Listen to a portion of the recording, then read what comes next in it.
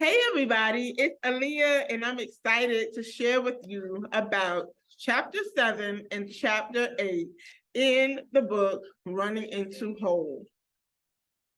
So chapter 7 and chapter 8 is very, very emotional for me because I gotta say that this was very much so one of the major transformations in my life when I can definitely say that I was running into whole.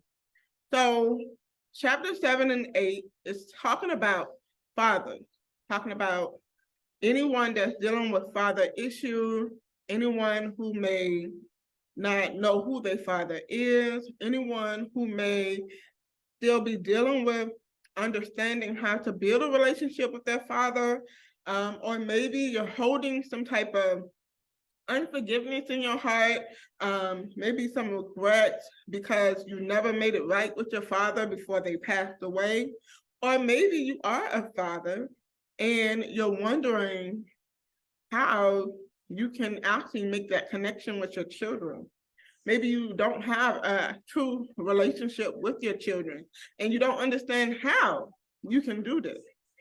Well, chapter 7 and chapter 8 is definitely going to just share with you my heart and what I experienced with my relationship with my father.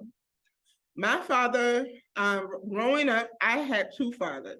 And the beautiful thing about that was they both were different. And I grew up learning not to compare them, but recognizing that I needed them both in my life. My mother was married as I grew up as a child, and I did have my biological father. And my biological father wasn't in my life at the time that I expressed myself in the book, but there were times when he came into my life and the very thing that I thought I wanted was the very thing that challenged me and that broke me. Coming together in trying to merge in a broken relationship, it has to do with a lot of forgiveness. It has to do with a lot of having hard conversations and communicating and figuring out how exactly can you guys make this work. And one thing that I experienced is that I dealt with a lot of unforgiveness. I dealt with a lot of rejection issues, definitely because my father was not in my life. And so, because from birth he was not there, I just didn't understand as a child how this can even happen.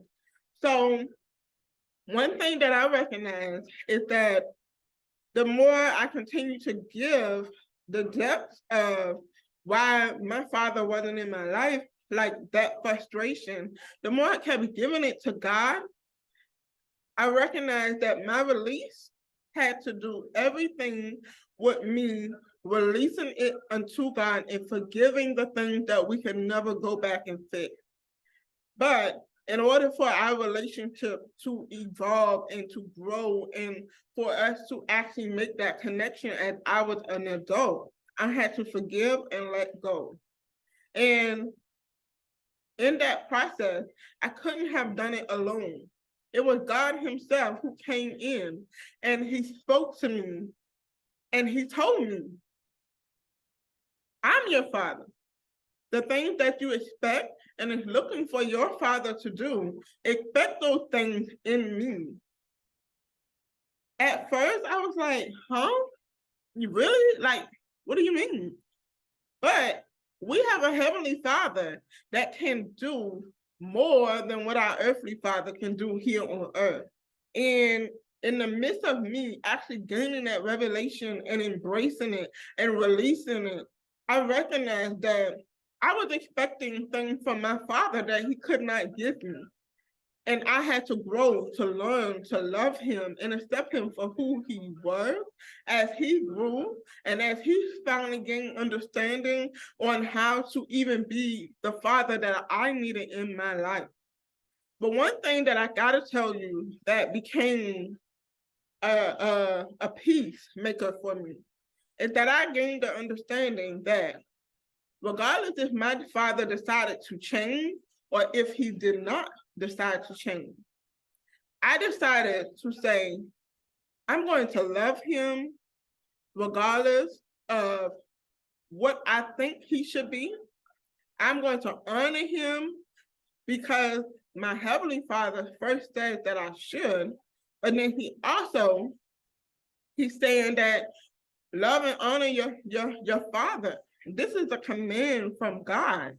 So if I said that I love God, I must definitely express my love for God by showing it in my action toward my father. That was a hard breaking for me, but it was a growing point for me to know and understand that this is no longer about me, but it has everything to do with what God is trying to do within me. And the more and more I continue to give it to God and release my frustrations unto him and not on my father, because we try to release heavy frustrations on people. And what happens is people can't carry the weight of that, but God can. He healed you and he hears you and he'll heal you and he'll mold you and he'll build you and he'll empower you and he'll make you stronger. Only God can do that. And we have to stop giving so much to people, expecting so much from people, especially when they can't fulfill what our expectations are. So chapter 7 and chapter 8 have definitely been life-changing, and it have, because I decided to become whole with God. I decided to put my expectations in God himself. My relationship with my father became so much better.